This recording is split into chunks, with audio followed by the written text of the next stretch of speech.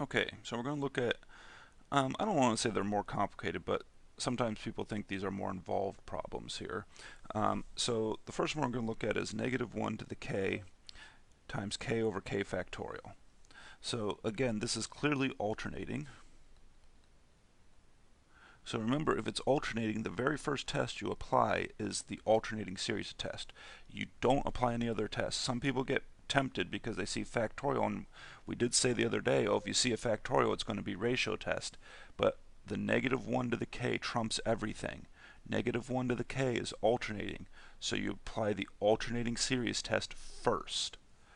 So we need to look at the limit as k goes to infinity of negative 1 to the k times k over k factorial. Alright, so this again would be equal to plus or minus 1 times the limit as k goes to infinity of k over k factorial. Okay, so now how do we determine this limit? Well, I'm going to scroll back up here. Remember, we had growth rates. And look, factorials grow much faster than polynomials. So if factorials grow much faster than polynomials, that means this reaches, and I'll put it in quotes even, infinity first. And again, obviously that doesn't make any sense because you can never reach infinity, but what that means is that's getting much bigger, much faster. And so what that means, of course, is that this is then, I'll have an infinity in the denominator. So this would be plus or minus 1 times 0, which is equal to 0. So the series converges.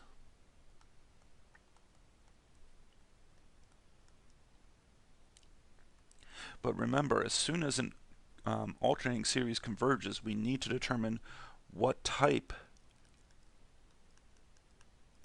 of convergence do we have.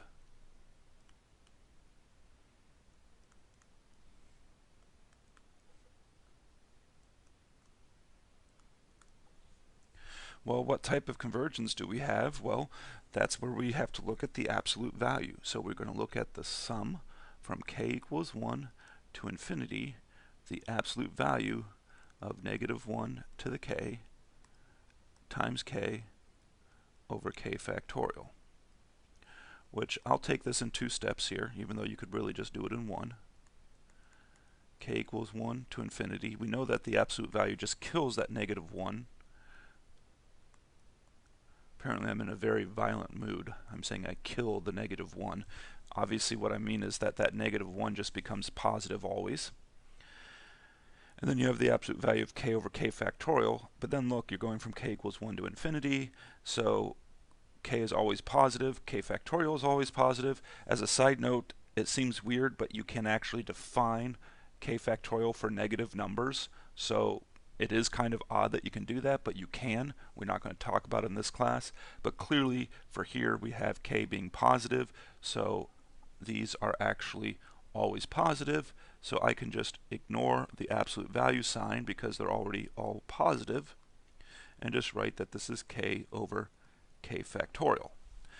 Now we need to decide what test to use. And remember, at this point, the alternating series test is off the table because we've already used it to determine that the series converges.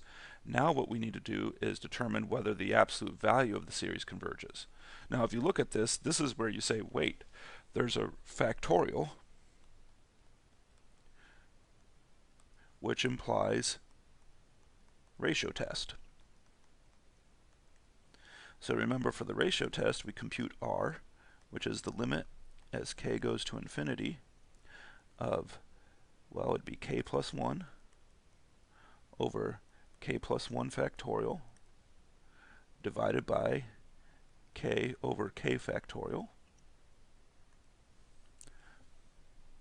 which would be equal to the limit as k goes to infinity of k plus 1 over k plus 1 factorial times k factorial over k.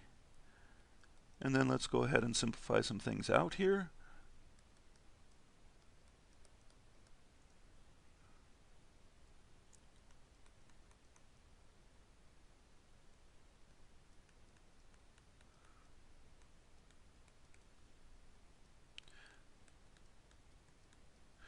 So we can write the k plus 1 factorial, of course, as k plus 1 times k factorial. So we can cross out the k plus 1s, and we can cross out the k factorials, and so you'd be left with the limit as k goes to infinity of 1 over k, which is equal to 0. So we know then that the series from k equals 1 to infinity of k over k factorial converges. So original series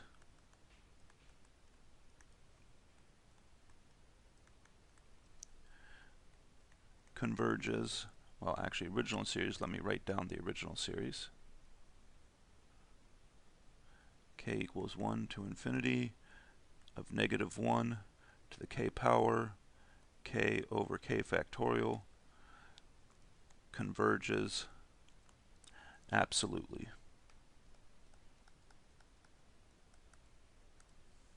Alright, we're going to do one more example problem here. And then we'll be done with the videos for today, and then this actually wraps up section 8.6 as well.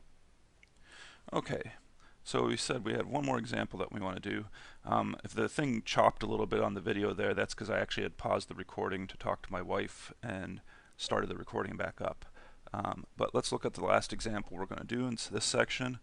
It's kind of similar to one we looked at the other day, but we're going to look at, oh no it's not, I'm sorry. I'm doing a different problem than what I thought I was doing. Although it is somewhat similar to another problem.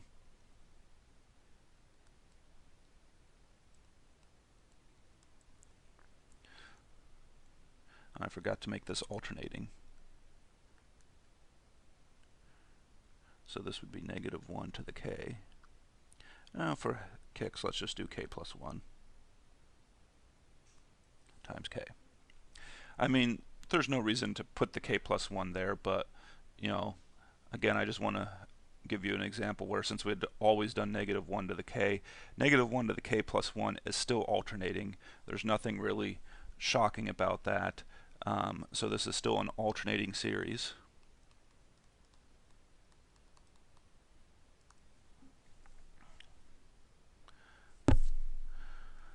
And so what we did here is we first want to look at the limit as k goes to infinity of negative 1 to the k plus 1 times k over k squared plus 1, which again we know that that limit just gets me plus or minus 1 times the limit as k goes to infinity of k over k squared plus 1.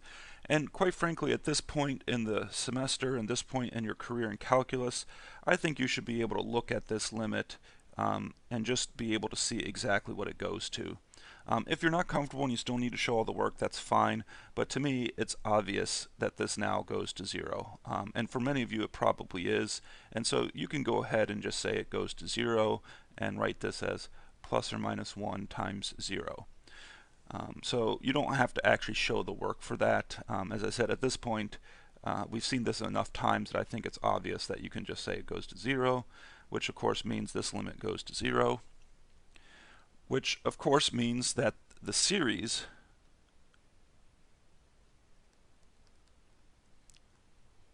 from k equals 1 to infinity of negative 1 to the k plus 1 times k over k squared plus 1, this converges.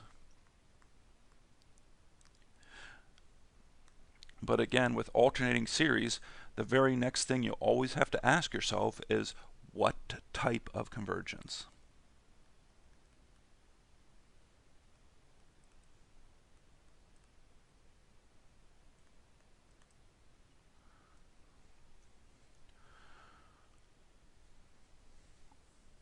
So what type of convergence do we have? Okay, well, the type of convergence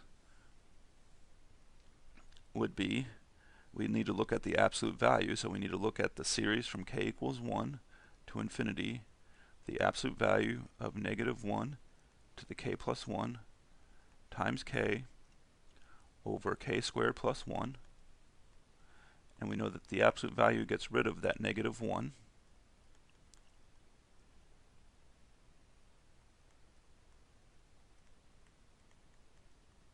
And if we look at this and you think about it for a second, those terms are always positive as well. So you get k equals 1 to infinity of k over k squared plus 1. Now I'll go ahead and write up all the tests again, just to give us practice on this video here of determining what test to use. So remember, we have geometric, telescoping,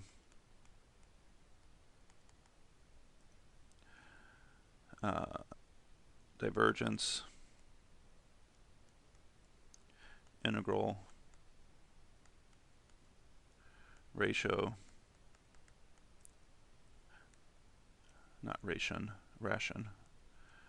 and I was going to write it down a second time here, root. Okay, so again, cross off ones you know it's not. Clearly it's not geometric. It's also clearly not divergence because that goes to 0. That doesn't tell us anything with divergence.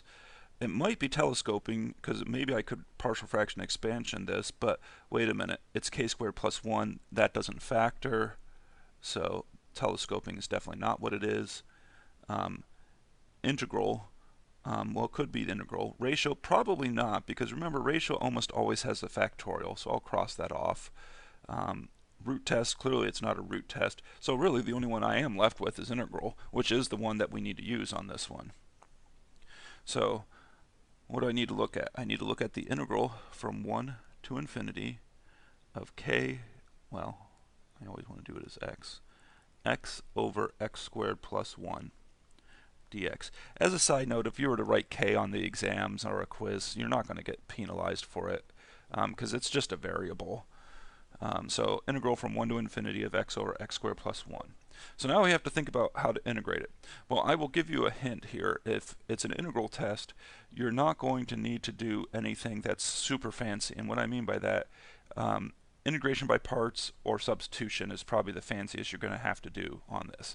And actually, if you stare at this for a second, you might want to rewrite it. Of course, I've been doing this a long enough time, and I know what this problem is, so I don't have to rewrite it. But maybe you want to rewrite it as x squared plus 1 to the negative 1 power. Because if you rewrite it like this, I think it becomes a little bit clearer that this is a u substitution, just a simple u sub. And so u sub would give me, I'd do u is equal to x squared plus 1, du would be 2x dx, so 1/2 du is equal to x dx. And then we have to say, well, if x is 1, u is going to be 1 squared plus 1, which is 2. If x is going to infinity, u is going to infinity as well, because it's x squared plus 1. So this becomes the integral from 2 to infinity of 1/2 u to the negative 1 power du, which is equal to the limit as b goes to infinity, the integral from 2 to b of 1/2 u to the negative 1 du, which is equal to the limit as b goes to infinity of 1/2 natural log of u evaluated from 2 to b. Now, because, whoops, that was weird. Because these are positive numbers I'm looking at, I don't really need to include the absolute value there. So this is the limit as b goes to infinity of 1/2 times the natural log of b minus the natural log of 2. But this goes to infinity. So this limit is equal to infinity. So the series from k equals 1 to infinity of k over k squared plus 1 diverges, because the integral diverged. So, or I'll say therefore, ooh, fancy word, therefore my alternating series Well, remember, I'm going to scroll back up. We already know the alternating series converges. All we've been doing now is what type of convergence. So we know that this converges, but we know then that this alternating series, -1 to the k plus 1 times k over k squared plus 1, that this converges conditionally.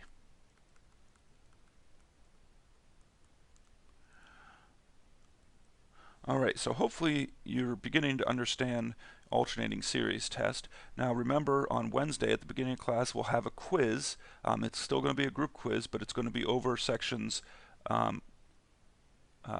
what sections are? Well, 8.4 and 8.5, because it's going to involve integral, divergence, root, and ratio tests.